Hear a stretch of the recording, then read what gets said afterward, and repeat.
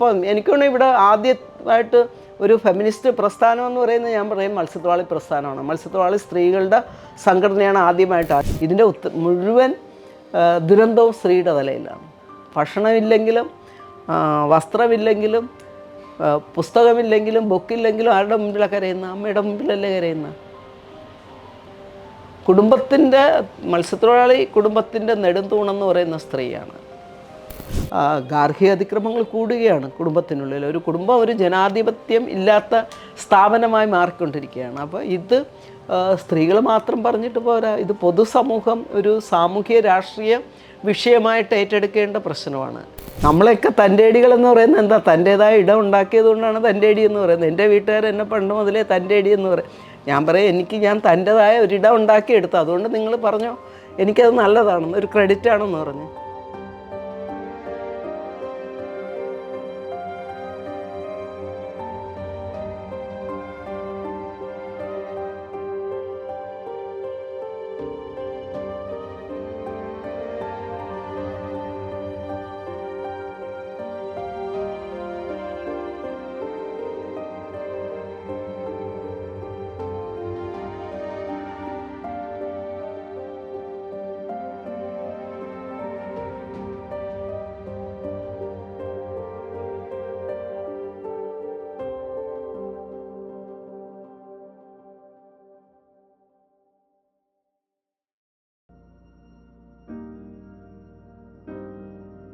ഞാൻ ഒരു മത്സ്യത്തൊഴിലാളി കുടുംബത്തിലാണെന്ന് എനിക്ക് അത്തരത്തിലുള്ള ഒരു അംഗീകാരമൊക്കെ കിട്ടിയിട്ടുണ്ട്.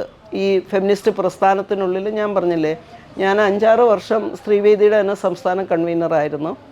ഇപ്പോൾ ഞങ്ങളിവിടെ സ്ത്രീ കൂട്ടായ്മയുണ്ട്. ഇപ്പോൾ ഗാർഹിക അതിക്രമ പ്രതിരോധ സമിതിയുടെ സ്റ്റേറ്റ് കൺവീനർ ഞാനാണ്. അപ്പോൾ നമ്മൾക്ക് അവസരങ്ങൾ കിട്ടുന്നുണ്ട്. അവസരങ്ങൾ നമ്മൾ ഉപയോഗിക്കുന്നതിലാണ് അത് വരുന്നത്. നമ്മൾ ഉപയോഗിച്ച് കഴിഞ്ഞാൽ നമ്മൾക്ക് മറ്റ് സമൂഹത്തിനോടൊപ്പം എനിക്കൊന്ന് ഇവിടെ ആദ്യമായിട്ട് ഒരു ഫെമിനിസ്റ്റ് പ്രസ്ഥാനം എന്ന് പറയുന്നത് ഞാൻ പറയും മത്സ്യത്തൊഴിലാളി പ്രസ്ഥാനമാണ്. മത്സ്യത്തൊഴിലാളി സ്ത്രീകളുടെ സംഘടനയാണ് ആദ്യമായിട്ട്. അതിനുശേഷമാണ് ജയശ്രീയൊക്കെ പ്രചോദനം തുടങ്ങുന്ന സാറാ ജോസഫ് അവിടെ തുടങ്ങുന്നതൊക്കെ അതിനുശേഷമാണ്. ഞങ്ങൾ 78-ൽ തുടങ്ങി ഇവിടെ. അത് തൊഴിൽ പ്രശ്നവും അതിലൂടെ ഞങ്ങൾ സ്ത്രീകളുടെ പ്രശ്നങ്ങളും ഏറ്റെടുക്കാൻ തുടങ്ങിയതാണ്. തീരദേശ വനിതാവേദി 87-86 നമ്മുടെ തങ്കമണി ഇഷ്യൂവിൻ്റെ സമയത്താണ് അവിടെ വന്ന് ഞങ്ങൾ മീറ്റിങ്ങിലിരിക്കുമ്പോഴത്തേക്കും സംയുക്ത സംഘടന ഭാരവാഹികളുടെ ലിസ്റ്റ് ഉണ്ടാക്കുമ്പോൾ ഏതൊക്കെ സംഘടനകളാണെന്ന് പറയുമ്പോൾ ഞങ്ങൾ മത്സ്യത്തൊഴിലാളി യൂണിയൻ പറഞ്ഞു, കേരള സ്വതന്ത്ര അപ്പോൾ പറഞ്ഞു ഇത് ട്രേഡ് യൂണിയൻ അല്ല, സ്ത്രീ സംഘടനയാണെന്ന്. അപ്പോൾ പിന്നെ PCO എന്ന് പറഞ്ഞാൽ NGO ആണ്. അപ്പോൾ ഒരു സ്ത്രീ സംഘടന വേണം. നമ്മൾ പഴയ സ്ത്രീ സംഘടന നമ്മൾ യൂണിയനുമായിട്ട് ലയിച്ചല്ലോ. അപ്പോൾ ഉടനെ അവിടെ ഇരുന്നിട്ട് ഞാൻ പറഞ്ഞു തീരദേശ വനിതാ വേദി എന്ന് പറഞ്ഞു. അങ്ങനെ തീരദേശ വനിതാ വേദി അത് പിന്നെ വലിയ ചർച്ചയായി സംഘടനയ്ക്കുള്ളിൽ. ആര് തീരുമാനിച്ചിട്ട് എങ്ങനെയുണ്ടായി എന്നുള്ള. അപ്പം ആവശ്യം അനുസരിച്ചുണ്ടാകും. അന്നത്തെ ആവശ്യം അതായിരുന്നു. ഞങ്ങൾക്ക് ആ ഇഷ്യൂവിൽ ഞങ്ങൾക്ക് മത്സ്യത്തൊഴിലാളി സ്ത്രീകൾക്കും ആ ഇഷ്യൂവിൽ പങ്കെടുക്കണം. അപ്പോൾ തീരദേശ വനിതാ വേദി അങ്ങനെ രൂപം കൊണ്ടതാണ്. അതിന് നിമിത്തമായത് ഈ തങ്കമണി ഇഷ്യൂ ആണ്.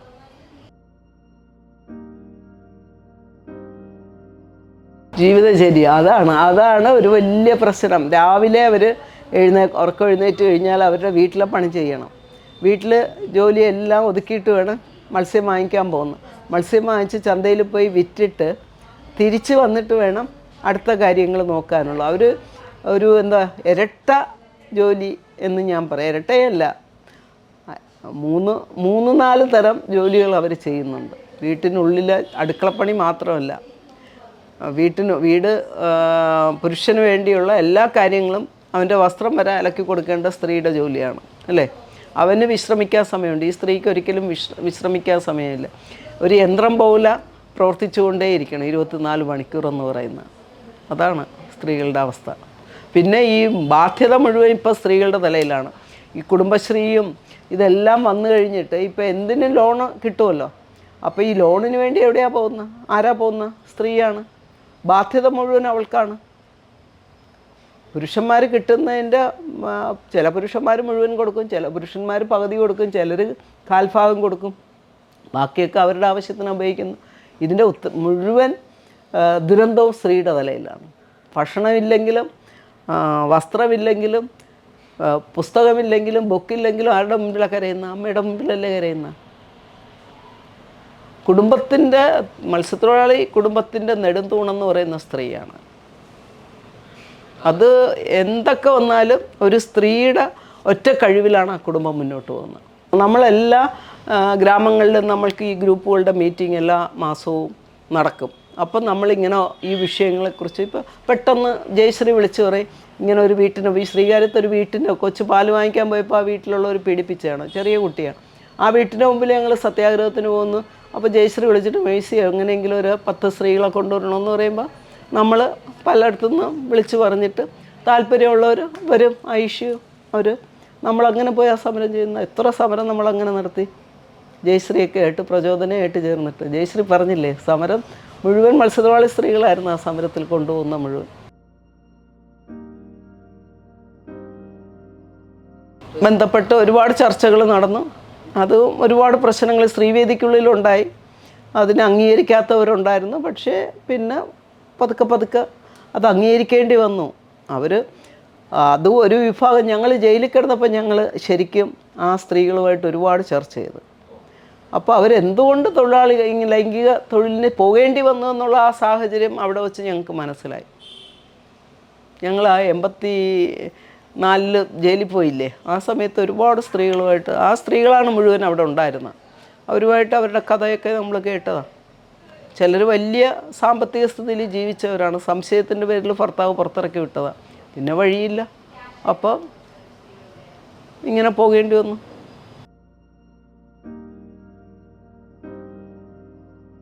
സഖി 96 തുടങ്ങിയത്. 96 സഖി തുടങ്ങുന്ന എലിയാമ്മ വിജയന് ഒരു ഫെലോഷിപ്പ് കിട്ടിയിട്ടാണ്. മക്കാർത്തർ ഫൗണ്ടേഷൻ്റെ ഒരു ഫെലോഷിപ്പ് വ്യക്തിപരമായിട്ട് കിട്ടിയതാണ്.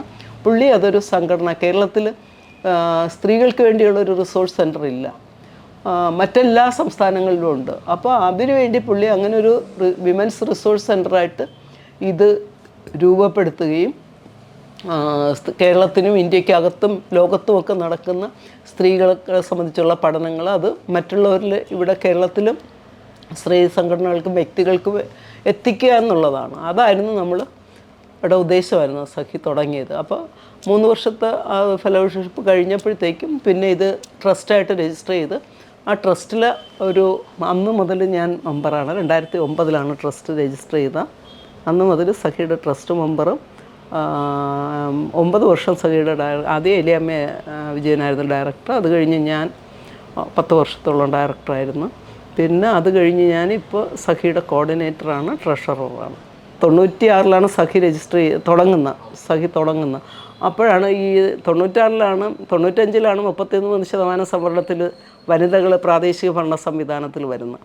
അവർക്ക് വേണ്ടിയുള്ള പരിശീലന പരിപാടിയായിരുന്നു സഖി കൂടുതലും ചെയ്തത്, പഞ്ചായത്തുമായിട്ട് ബന്ധപ്പെട്ടുകൊണ്ട്. കാരണം ഒന്നും അറിയാത്ത സ്ത്രീകളായിരുന്നു അന്ന് പഞ്ചായത്തിൽ വരുന്ന. അച്ഛൻ്റെയോ സഹോദരൻ്റെയോ ഒക്കെ കെയർ ഓഫിലാണ്, ആ ഭർത്താവിൻ്റെയൊക്കെ കെയർ ഓഫിലാണ് അന്ന് സ്ത്രീകൾ വരുന്നത്. ഒരു രാഷ്ട്രീയ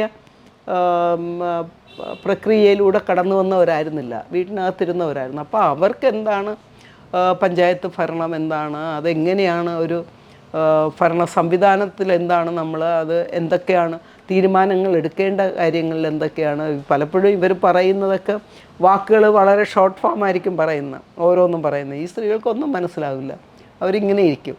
പിന്നെ അത് എന്താണെന്നുള്ള അത് മുഴുവൻ എന്താണെന്നുള്ള അങ്ങനെയുള്ള പരിശീലനങ്ങളായിരുന്നു ആദ്യം ചെയ്തത്. നമ്മൾ സഖി തുടങ്ങിയപ്പോൾ 96 അധികാര വികേന്ദ്രീകരണ പ്രക്രിയ തുടങ്ങുന്നത്, ജനകീയാസൂത്രണം തുടങ്ങുന്നത്. അപ്പോൾ സഖി ജനകീയാസൂത്രണമായിട്ട് ബന്ധപ്പെടുകയും അതിൻ്റെ കമ്മിറ്റികളിൽ വരികയും അങ്ങനെ പഞ്ചായത്ത് നമ്മൾ ആദ്യം തിരുവനന്തപുരം, കൊല്ലം ജില്ലകളിലെ പഞ്ചായത്തിലെ വനിതാ ജനപ്രതിനിധികൾക്ക് വേണ്ടിയുള്ള പരിശീലനം. അത് കഴിഞ്ഞപ്പോൾ നമുക്ക് മനസ്സിലായി വനിതാ ജനപ്രതിനിധികൾക്ക് മാത്രം കൊടുത്തിട്ട് പോരാ, അപ്പോൾ ഒരു സ്ത്രീ സൗഹൃദ പഞ്ചായത്ത് എങ്ങനെയാണെന്ന്. അപ്പോൾ അവിടുത്തെ പഞ്ചായത്തിലെ മെമ്പർമാരുമായിട്ട് അവർക്ക് വേണ്ടിയുള്ള പരിശീലനങ്ങൾ ചെയ്യാൻ തുടങ്ങി. ഒരു സ്ത്രീ സൗഹൃദ പഞ്ചായത്ത് എങ്ങനെയാക്കാം, വനിതാ ഘടക പദ്ധതി 10% ഫണ്ട്, ആദ്യം ആടും കോഴിയും റോഡും ഒക്കെ ആയിരുന്നല്ലോ, അതെങ്ങനെ കുറച്ചുകൂടെ സ്ത്രീകളുടെ പദവി ഉയർത്തുന്നതിന് വേണ്ടി എങ്ങനെ ഉപയോഗിക്കാം. അങ്ങനെ സ്ത്രീ പദവി പഠനം തുടങ്ങാനായിട്ട് ആദ്യമായിട്ട് സഖിയാണ് അതിനു വേണ്ടിയുള്ള മൊഡ്യൂളൊക്കെ ഉണ്ടാക്കിയത്. പദവി പഠനം ആദ്യം 4 പഞ്ചായത്ത് ചെയ്തു, പിന്നെ കിലയുമായിട്ട് ചേർന്നിട്ട് എല്ലാ പഞ്ചായത്തുകളിലും ഇപ്പോഴും സ്ത്രീ പദവി പഠനം നടത്തിക്കൊണ്ടിരിക്കുകയാണ് കോട്ടയത്തെ പഞ്ചായത്തുകളിൽ. അപ്പോൾ അക്രഡിറ്റേഡ് ഏജൻസിയാണ് തദ്ദേശ സ്വയംഭരണ വകുപ്പിൻ്റെ ജെൻഡറുമായിട്ട് ബന്ധപ്പെട്ടുള്ള പദ്ധതികൾ ചെയ്യാൻ വേണ്ടിയുള്ള അക്രഡിറ്റേഡ് ഏജൻസിയാണ് സഖി. പിന്നെ സഖി ഒരുപാട് പരിശീലനങ്ങൾ, കൈപ്പുസ്തകങ്ങൾ, ജെൻഡർ ട്രെയിനിങ് മൊഡ്യൂള്, കുട്ടികൾക്ക് വേണ്ടി അഡോളസൻ കുട്ടികൾക്ക് വേണ്ടിയുള്ള മൊഡ്യൂളുണ്ടാക്കി. അത് കറണ്ട് ബുക്സാണ് പബ്ലിഷ് ചെയ്തത്. അങ്ങനെയുള്ള പിന്നെ ഈ വരുന്ന ഗാർഹിക അതിക്രമങ്ങൾ സ്ത്രീകളെ സംരക്ഷിക്കുന്ന നിയമം വന്നപ്പോൾ അത് മുഴുവൻ മലയാളത്തിലാക്കി അതിൻ്റെ പോസ്റ്റർ ഉണ്ടാക്കി ഒരു ക്യാമ്പയിൻ പോലെ നമ്മൾ ചെയ്ത്. അതേപോലെ തൊഴിൽ സ്ഥലത്ത് ലൈംഗിക പീഡനം ICC വന്ന സമയത്ത് അതിനുവേണ്ടിയുള്ള പ്രചരണ പരിപാടികളും അതിൻ്റെ നിയമം മലയാളത്തിലാക്കിയും അതിനുവേണ്ടിയുള്ള പോസ്റ്റർ ഉണ്ടാക്കി അങ്ങനെയുള്ള ക്യാമ്പയിൻ ഒരുപാട് നമ്മൾ നടത്തുന്നുണ്ട്. അങ്ങനെയൊക്കെയാണ് നമ്മൾ മുന്നോട്ട് പോകുന്നത്. ഗാർഹിക അതിക്രമങ്ങൾ കൂടുകയാണ്. നമ്മളാരും ഇതുവരെ സ്ത്രീകൾ മക്കളുമായിട്ട് ആത്മഹത്യ ചെയ്ത് കേട്ടിട്ടില്ല. ഇപ്പോൾ അതാണ് നടക്കുന്നത്. ഇപ്പോൾ കോട്ടയത്തെ ഷൈനി ആയിരുന്നാലും, ജിസ്മോളായിരുന്നാലും, കൊല്ലത്ത് താരയായിരുന്നാലും, ആലപ്പുഴ പ്രിയ ആയിരുന്നാലും ഒക്കെ പെൺമക്കളുമായിട്ടാണ് ആത്മഹത്യ ചെയ്യുന്നത്. അപ്പോൾ ഗാർഹിക അതിക്രമങ്ങൾ കൂടുകയാണ് കുടുംബത്തിനുള്ളിൽ. ഒരു കുടുംബം ഒരു ജനാധിപത്യം ഇല്ലാത്ത സ്ഥാപനമായി മാറിക്കൊണ്ടിരിക്കുകയാണ്. അപ്പോൾ ഇത് സ്ത്രീകൾ മാത്രം പറഞ്ഞിട്ട് പോരാ, ഇത് പൊതുസമൂഹം ഒരു സാമൂഹ്യ രാഷ്ട്രീയ വിഷയമായിട്ട് ഏറ്റെടുക്കേണ്ട പ്രശ്നമാണ് കുടുംബത്തിനുള്ളിൽ അതിക്രമം. അതപ്പോൾ ഇപ്പോൾ കൂടുകയാണ്. ഓരോ ദിവസവും വരുന്ന വാർത്തകൾ പക്ഷെ ആർക്കും ഒരു ഞെട്ടലും ഉണ്ടാകുന്നില്ല. അല്ലാതെ ഒരു രാഷ്ട്രീയ കൊലപാതകങ്ങൾ നടന്നാൽ എന്ത് ചർച്ചയും ഒക്കെയാണ്. ഇതൊരു ചർച്ചയുമില്ല, ഒന്നുമില്ല. അപ്പം ഇതൊരു സ്ത്രീയെ എന്ന് പറയുന്നത് ഒരു രണ്ടാം തര പുരുഷൻ്റെ ആധിപത്യം എപ്പോഴും സ്ത്രീയുടെ മേൽ ആധിപത്യം ഉണ്ടായിരിക്കുന്നു. അങ്ങനെയുള്ളൊരു പിതൃമേധാവിത്വ പാട്രിയാർക്കി സമൂഹമാണ് കേരളം. മറ്റ് സംസ്ഥാനങ്ങളെക്കാളും കേരളത്തിൽ എനിക്ക് തോന്നുന്നു വിദ്യാഭ്യാസത്തിലും ഒക്കെ നമ്മൾ മുൻപിൽ നിൽക്കുമ്പോഴും കേരളം ഇന്നും സ്ത്രീകളുടെ ഇഷ്യൂസ് വരുമ്പോൾ പുരുഷന്മാർ മറ്റൊരെക്കാളും ഒക്കെ ഈ വിദ്യാഭ്യാസമൊക്കെ ഉന്നത വിദ്യാഭ്യാസം ഈ ജിസ്മോളെന്ന് പറയുന്ന LLM കഴിഞ്ഞതാണ്. PhD ചെയ്യാൻ വേണ്ടി തുടക്കം കുറിച്ചയാളാണ്. നല്ലൊരു അഡ്വക്കേറ്റാണ്. ഷൈനി BSc നേഴ്സിംഗ് കഴിഞ്ഞതാണ്. ഈ കൊല്ലത്തെ താര MSc നേഴ്സിംഗ് കഴിഞ്ഞതാണ്.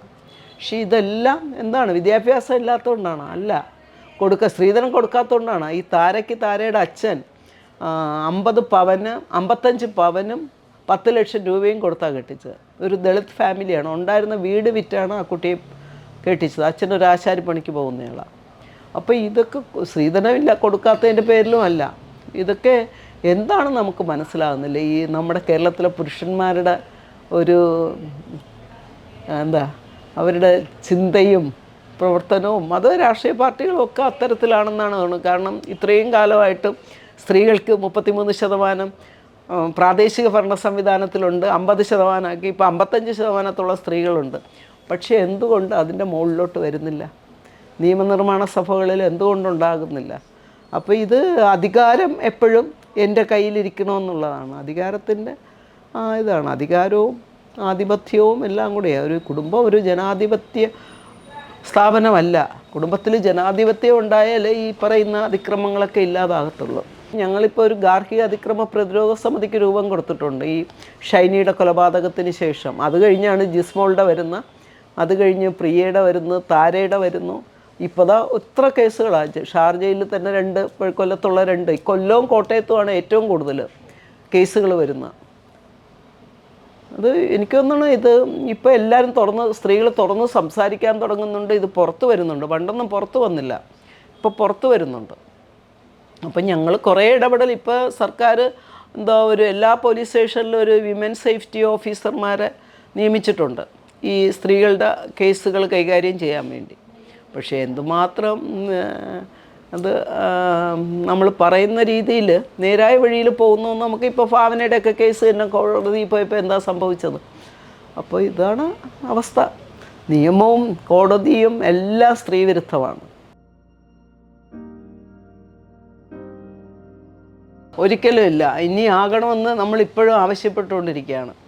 അവിടെ ഹെൽപ്പ് ഡെസ്ക്, വനിതാ ഹെൽപ്പ് ഡെസ്ക് ഒക്കെ ഉണ്ടെങ്കിൽ പോലും വനിതാ പോലീസ് ആവശ്യത്തിനില്ലല്ലോ. അതാണ് പ്രശ്നം. പിന്നെ അതൊരു ജെൻഡർ അവബോധം ആരാ കൊടുക്കുന്നത്? ആ അവബോധം കിട്ടണമല്ലോ. ഒരു സ്ത്രീപക്ഷ സമീപനത്തോടു കൂടി പ്രശ്നങ്ങളെ നേരിടാൻ ഈ വരുന്ന അടിയും കൊണ്ട് വരുന്ന സ്ത്രീയോട് തമ്മിൽ യോജിച്ച് ഭർത്താവല്ലേ മക്കളില്ലേ നിങ്ങൾ ഒരുമിച്ച് പോയെന്ന് പറഞ്ഞ് വിടുന്നിടത്തല്ലല്ലോ അവിടെ അതിൻ്റെ കാരണം കണ്ടുപിടിക്കുക, അതിന് പരിഹാരം കാണുകയല്ലേ ചെയ്യേണ്ടത്. അതേപോലെ ഈ പരാതി കൊടുത്ത് ഇപ്പോൾ നമുക്ക് പ്രൊട്ടക്ഷൻ ഓർഡർ കിട്ടുന്നുണ്ട്. ആ പ്രൊട്ടക്ഷൻ ഓർഡർ കോടതിയിൽ നിന്ന് പോലീസിനും കിട്ടുന്നുണ്ട്. ആരാ പിന്നെ അത് നോക്കുന്ന? ആ സ്ത്രീക്ക് അവിടെ പ്രൊട്ടക്ഷൻ, ആ സ്ത്രീ പിന്നെ വളരെ പിന്നെ ഇതായിട്ട് അവിടെ ജീവിക്കുന്നുണ്ടോ എന്ന് നോക്കണ്ടേ അല്ലേ? സുരക്ഷിതയാണോ എന്ന് അന്വേഷിക്കണ്ടേ? അത് പോലീസിൻ്റെ ഡ്യൂട്ടിയല്ലേ? ഈ ഒരു പ്രൊട്ടക്ഷൻ ഓർഡർ മാത്രം മതിയോ? അവിടെ ആ നിരന്തരമായിട്ട് ആ വീടുകളുമായിട്ട് ബന്ധമുണ്ടാകണ്ടേ? അപ്പോൾ അങ്ങനെയുള്ളൊരു അവബോധം പോലീസിനും കിട്ടണം. അപ്പോൾ ഒരു പോലീസും ഒരു സ്ത്രീപക്ഷ സമീപനത്തോടു കൂടിയുള്ള പോലീസായി മാറണം. ഇല്ല, സ്ത്രീ സുരക്ഷ എന്ന് പറയുന്നത് മൊത്തം ഒരു സ്ത്രീ സുരക്ഷിതയാണെങ്കിൽ ആ നാട് മുഴുവൻ സുരക്ഷിതമായിരിക്കും അല്ലേ? അതാണ് ഞങ്ങൾ പറയുന്നത്. ഒരു സ്ത്രീ അരക്ഷിതാവസ്ഥയിലാണെങ്കിൽ അവിടെ എല്ലാവരും അരക്ഷിതാവസ്ഥയിലാണ്. അപ്പോൾ ആ സ്ത്രീയുടെ സുരക്ഷ എന്ന് പറയുന്നത് നാടിൻ്റെ സുരക്ഷയാണ്.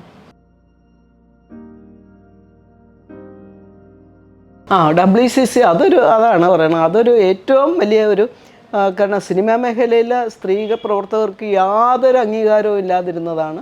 ഭാവനയുടെ ഇഷ്യൂ വന്നതോടുകൂടി അവർ ഒരുമിക്കാനും വിമൻ ഇൻ സിനിമ കളക്റ്റീവ് ഉണ്ടാക്കാനും ഒക്കെ സാധിച്ചത് ഒരു വലിയ നേട്ടമാണ്. അതുകൊണ്ട് ഒരുപാട് പ്രശ്നം ഇപ്പോൾ എന്താ സിനിമാ സൈറ്റുകളിൽ ICC ഉണ്ട്, എന്തൊക്കെയാണ് ഒരുപാട് പ്രവർത്തനങ്ങൾ അതിൻ്റെ ഭാഗമായിട്ട് നടന്നതുകൊണ്ടുണ്ടായി. നമ്മൾ ഈ തൊഴിൽ സ്ഥലത്തെ ഒരു തൊഴിലായിട്ട് ഇത് ഒരിക്കലും അംഗീകരിച്ചിരുന്നില്ലല്ലോ. ഇപ്പോൾ അതൊരു തൊഴിലായിട്ട് അംഗീകരിച്ചിട്ടുണ്ടല്ലോ. അപ്പോൾ തൊഴിൽ സ്ഥലത്ത് ലൈംഗിക പീഡനങ്ങൾക്കെതിരെ ഉള്ള ഒരു നിയമം കൊണ്ടുവരാൻ സ്ത്രീ സംഘടനകൾ, അതേപോലെ ഗാർഹിക അതിക്രമങ്ങൾക്കെതിരെയുള്ള നിയമം കൊണ്ടുവരാനും തൊഴിൽ സ്ഥലത്തെ ലൈംഗിക അതിക്രമങ്ങൾക്കുള്ള നിയമം കൊണ്ടുവരാനും ഒക്കെ നിരന്തര പോരാട്ടം നടത്തിയത് കൊണ്ടാണ് ഇന്ത്യയിലെ സ്ത്രീ പ്രസ്ഥാനങ്ങൾ നടത്തിയ പോരാട്ടത്തിൻ്റെ ഫലമായിട്ടാണ് ഈ നിയമങ്ങളൊക്കെ വന്നത്. അത് പക്ഷേ പ്രായോഗികമായത് ഇങ്ങനെ ചില സംഭവങ്ങൾ ഉണ്ടായപ്പോൾ അത് പ്രായോഗികമായിട്ട് നടപ്പിലാക്കാനായിട്ട് കഴിഞ്ഞു. അതൊരു വലിയ നേട്ടമാണ്. ഇപ്പോൾ തന്നെ നമ്മുടെ IFFKയുടെ ജൂറി അംഗമായ PT കുഞ്ഞുമുഹമ്മദ് ഒരു സിനിമാ പ്രവർത്തകയോടും മോശമായി പെരുമാറിയതിനെതിരെ പരാതി കൊടുത്തല്ലോ. ഇപ്പോൾ ഒരുപാട് സ്ത്രീകൾ പ്രവർത്തകർ, സിനിമാ പ്രവർത്തകർ, നടിമാർ ഒക്കെ പരാതിയായിട്ട് പോകുന്നുണ്ടല്ലോ. അതൊരു അവസരമാണ്. ഞാൻ പറയുന്നത് ഈ നിയമം വന്നതിന് ശേഷം ഇപ്പോൾ ഗാർഹിക അതിക്രമ നിയമം വന്നതുകൊണ്ട് തന്നെ ഗാർഹിക അതിക്രമം നേരിടുന്ന സ്ത്രീകൾ പരാതിയുമായിട്ട് പോലീസ് സ്റ്റേഷനിൽ പോവുകയും അതിപ്പോൾ പോലീസിൽ തന്നെ അങ്ങനെയുള്ള ഒരു ജെൻഡർ അവബോധം ഉണ്ടാക്കാൻ വേണ്ടിയുള്ള പരിശീലനങ്ങൾ, ഈ നിയമത്തെക്കുറിച്ച് അവർക്ക് പരിശീലനം കൊടുക്കാനൊക്കെയുള്ള ഒരുപാട് ഇതിൻ്റെ പിന്നിൽ ഒരുപാട് സ്ത്രീ പ്രവർത്തകർ, സംഘടനകൾ നിന്ന് ശക്തമായിട്ട് പ്രതിരോധിക്കുന്നതുകൊണ്ടാണ് നടക്കുന്നത്. അതാണ് നമ്മൾ ഉണ്ടാവുമെന്ന് ഗൗരിയമ്മയുടെ ശൈലജ ടീച്ചറും ഒക്കെ നമ്മൾ ആഗ്രഹിച്ചു, നടന്നില്ല. ഇനിയും നമ്മളുടെ പ്രതീക്ഷ അതിലാണ്. 33 ഞങ്ങളിപ്പോൾ തുല്യ പ്രാതിനിധ്യ പ്രസ്ഥാനം ഉണ്ടാക്കിയിട്ട് അതിനുവേണ്ടിയുള്ള പ്രവർത്തനങ്ങൾ ഒരു വശത്ത് നടക്കുന്നുണ്ട്. ഇതെല്ലാം നമ്മൾ നിരന്തരം പൊരുതിക്കൊണ്ടേയിരിക്കുകയാണ്. ഇത് സ്ത്രീകളുടെ മാത്രം പ്രശ്നമല്ല, ഇതൊരു സാമൂഹ്യ രാഷ്ട്രീയ പ്രശ്നമായിട്ട് കണ്ടാലേ ഇത് പരിഹരിക്കാൻ പറ്റൂ. ഇത് സ്ത്രീകൾ തന്നെ പറഞ്ഞുകൊണ്ടിരുന്നാലേ ഇത് ആരാണ് അവബോധം ഉണ്ടാവുക? പുരുഷന്മാരിലാണ് വേണ്ടത്, യൂത്തിന് അല്ലേ, യുവജന സംഘടനകളിൽ, ട്രേഡ് യൂണിയനുകളിൽ, രാഷ്ട്രീയ പാർട്ടികളിൽ, സാംസ്കാരിക സംഘടനകളിൽ. ഈ സാംസ്കാരിക സംഘടനകളുടെ പരിപാടി നോക്ക്, പോസ്റ്റർ മുഴുവൻ പുരുഷന്മാരായിരിക്കും നിറഞ്ഞിരിക്കുന്നത്. ഒരു സ്ത്രീയെ നോക്കി കാണാൻ പറ്റില്ലല്ലോ. അപ്പോൾ ഞാൻ പറയുന്ന ഇവരുടെയൊക്കെ ഇടയിലാണ് ഈ ജെൻഡർ പഠിപ്പിക്കേണ്ടത്. ഇവരെയാണ് പഠിക്കേണ്ടത്. ഇവരാണ് ഈ പ്രശ്നം പരിഹരിക്കാനായിട്ട് ശ്രമിക്കേണ്ടത്. സ്ത്രീകൾ തന്നെ സ്ത്രീകളുടെ പ്രശ്നം പരിഹരിക്കാൻ സ്ത്രീകൾ പറഞ്ഞുകൊണ്ടേയിരിക്കുന്നു. ഞാൻ 78 മുതൽ പറയാൻ തുടങ്ങിയതാണ്. ഇപ്പോഴും ഞാൻ പറഞ്ഞുകൊണ്ടിരിക്കുകയാണ്, അതേ കാര്യം തന്നെയാണ് പറഞ്ഞുകൊണ്ടിരിക്കുന്നത്. അപ്പോൾ ഇത് പറയേണ്ടത് ആരാ? അതേപോലെ കുടുംബത്തിനുള്ളിൽ ആൺകുട്ടികളെയും പെൺകുട്ടികളെയും പരുവപ്പെടുത്തണം, അതിലും ഒരേപോലെ പരുവപ്പെടുത്തണം അല്ലേ? അവിടെ ആൺകുട്ടി ഇത് ചെയ്യാൻ പാടില്ല, അത് ചെയ്യാൻ പാടില്ല, ഇതൊക്കെ പെണ്ണാണ് ചെയ്യേണ്ടതെന്നുള്ള. പെണ്ണിനെ ഒരു വീട്ടിലോട്ട് വിടുമ്പോൾ എന്താ പറഞ്ഞു വിടണം? നീ അവിടെ പോയി എന്ത് പറഞ്ഞാലും കേട്ടാലും മിണ്ടാതെ പ്രതികരിക്കാതിരിക്കണം. ഒരു പ്രതികരണശേഷി ഉണ്ടെങ്കിലല്ലേ, പെമ്പിള്ളേർക്ക് പ്രതികരണശേഷി വേണ്ടേ? വീട്ടിലത് ഉണ്ടാക്കുന്നില്ലല്ലോ. നമ്മളെയൊക്കെ തൻ്റേടികളെന്ന് പറയുന്നത് എന്താ? തൻ്റേതായ ഇടം ഉണ്ടാക്കിയത് കൊണ്ടാണ് തൻ്റേടി എന്ന് പറയുന്നത്. എൻ്റെ വീട്ടുകാർ എന്നെ പണ്ട് മുതലേ തൻ്റേടി എന്ന് പറയും. ഞാൻ പറയും, ഞാൻ തൻ്റേതായ ഒരിടം ഉണ്ടാക്കിയെടുത്തു, അതുകൊണ്ട് നിങ്ങൾ പറഞ്ഞോ എനിക്കത് നല്ലതാണെന്ന്, ഒരു ക്രെഡിറ്റാണെന്ന് പറഞ്ഞ്. എൻ്റെ മോളോട് ഞാൻ അങ്ങനെ തന്നെ പറഞ്ഞു, നീ ഒരിടം ഉണ്ടാക്കിയെടുക്കുക.